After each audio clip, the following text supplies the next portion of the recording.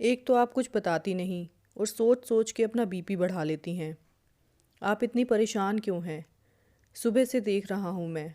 कोई समस्या है तो आप मुझे बता सकती हैं। आज तक ज़िंदगी में कितने सारे उतार चढ़ाव आए हैं, सारे हमने मिलजुल कर ही पार किए हैं। तो आज ऐसी क्या उलझन आ गई जो आप मेरे साथ बांट नहीं सकती? सुबह से इतनी हैरान परेशान घूम रही हैं, और फिर आज का दिन हमारी ज़िंदगी का बहुत ही ख़ास दिन है। कम से कम आज तो अपना मूड ख़राब मत कीजिए। जो भी बात है आप मुझे बताकर अपना दिल हल्का कर लीजिए। कुछ नहीं, छोड़िए, जाने दीजिए, आप नहीं समझेंगे। रेवती जी ऐसा बोलकर अपने काम में लग गई। कितने साल हो गए हमारी शादी को, लेकिन आपकी आदत आज तक नहीं बदली। ना पहले कभी आप अपना दुख बताती थी, ना आज बताती हैं। बस खुद ही सोच सोच कर अपना ब्लड प्रेशर बढ़ा लेती हैं। शादी के इतने साल बाद तो आप मुझ पर भरोसा कर ही सकती हैं। ऐसा बड़बड़ाते हुए राकेश जी अखबार पढ़ने में व्यस्त हो गए। वो सिर्फ अखबार पढ़ने का दिखावा कर रहे थे। उनका ध्यान अभी भी रेवती जी की तरफ ही था। आज उनकी और रेवती जी की 40वीं सालगिरह थी, इसलिए बच्चों ने घर पर छोटी सी पार्टी और पूजा का आयोजन किया था। वो दोनों तो ये सब नहीं करना चाहते थे, लेकिन बच्चों के सामने उनकी एक नहीं चली। और फिर उनका फ़ोन बजा तो राकेश जी ने फ़ोन उठाया। शादी की सालगिरह मुबारक हो जीजा जी। बच्चों ने आखिरी समय पर न्योता भेजा, इसलिए हम आ नहीं पाए। उनके साले साहब का फ़ोन था। मैं समझ सकता हूँ, बच्चों को तो हमने बहुत मना किया, लेकिन वो माने ही नहीं। हमारे ज़माने में तो सिर्फ सिल्वर और गोल्डन जुबली होती थी। ये बच्चों ने ना जाने कहाँ से रूबी जुबली का नया कंसेप्ट निकाला है। हमें तो समझ नहीं आता। थोड़ी देर बात करने के बाद राकेश जी ने फ़ोन रख दिया, लेकिन अभी भी उनका ध्यान रेवती जी की तरफ ही था। रेवती जी, अब तो कुछ बता दीजिए, वरना मेरा बीपी ज़रूर ऊपर नीचे हो जाएगा आपकी शक्ल देख देख के। वो मैं आज रेवती जी अपनी बात पूरी कर पाती, इससे पहले ही उनके कमरे में उनका बेटा और बहू आ गए। माँ, जल्दी कीजिए, हमें मंदिर भी तो चलना है। हाँ माँ, और जो साड़ी आपने शाम को पहननी है उसका ब्लाउज़ भी सिल के आ गया है। आप एक बार ट्राई ज़रूर कर लेना, फिटिंग ठीक तो है ना? कमरे से बाहर जाते जाते उनकी बहू नीतू बोल गई। अच्छा, अब समझा कि परेशानी किस बात की है। राकेश जी हंसते हुए बोले, आज फिर आपके मन में धर्म युद्ध छिड़ा हुआ है कि बहू की लाई हुई साड़ी पहनूं या फिर अपनी बेटी और दामाद की लाई हुई। आप औरतें भी ना एक छोटी सी बात को कितना लंबा खींच देती हैं। इसमें इतना सोचने की क्या बात है? एक साड़ी आप सुबह पूजा में पहन लेना और दूसरी शाम के फंक्शन में, तो दोनों में से किसी को बुरा नहीं लगेगा। वैसे भी आप कुछ भी पहन लीजिए, आप पर तो सब कुछ अच्छा ही लगता है। ये सुनते ही रेवती जी नई नवेली दुल्हन की तरह शर्मा गई, लेकिन उनके मन की उलझन अभी भी ख़त्म नहीं हुई थी। अभी भी वो इसी सोच में ही पड़ी हुई थी।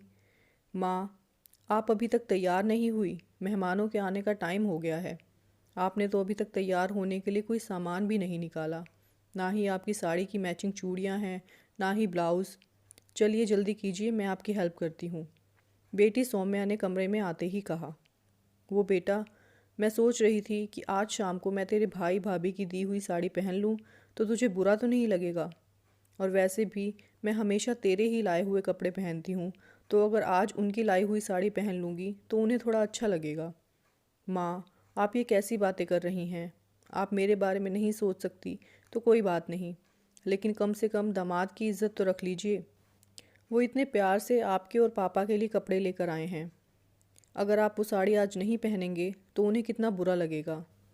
आप भले ही भैया भाभी की दी हुई साड़ी सुबह पूजा में पहन लेना, लेकिन शाम को तो आपको मेरी लाई हुई साड़ी ही पहननी पड़ेगी। पूजा का समय हो चुका था। घर पर सारे मेहमान और पंडित जी भी आ चुके थे। अब इंतज़ार था तो सिर्फ रेवती जी का। रेवती जी जल्दी कीजिए, सब लोग आपका इंतज़ार कर रहे हैं। राकेश जी ने आवाज़ लगाते हुए कहा। हाँ हाँ, बस 2 मिनट में आ रही हूँ। रेवती जी कमरे से बाहर आई तो राकेश जी बोले कि वाह, आज तो आप बहुत प्यारी लग रही हैं। ऐसा लग ही नहीं रहा कि हमारी शादी को पूरे 40 साल हो गए हैं।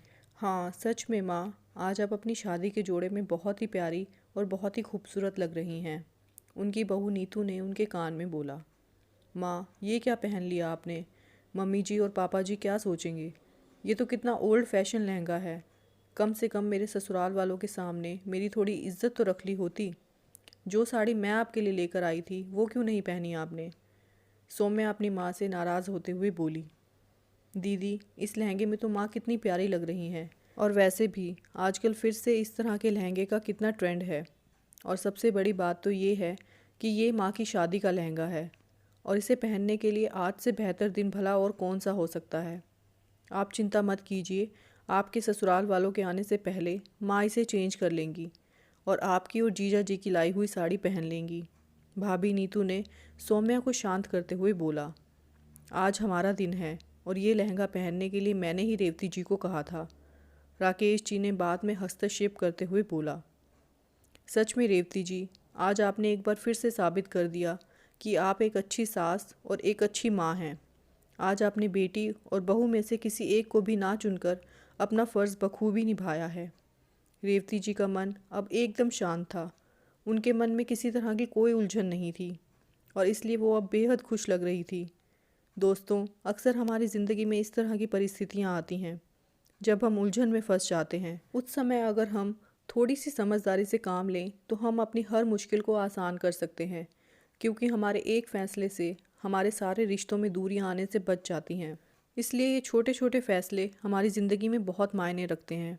दोस्तों, कहानी को अंत तक सुनने के लिए बहुत बहुत धन्यवाद। और आपको कहानी कैसी लगी अपनी राय ज़रूर देना। साथ ही चैनल को सब्सक्राइब, वीडियो को लाइक और शेयर ज़रूर कर देना। Thank you for watching this video.